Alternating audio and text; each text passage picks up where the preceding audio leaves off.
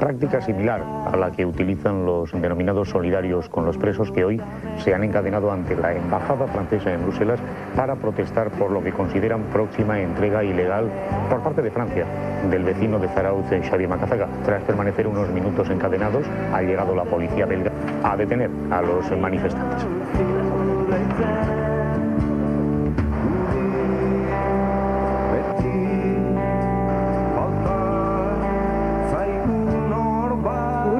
Xavier Macazaga presoa Frantziako espetxe batean zeukaten.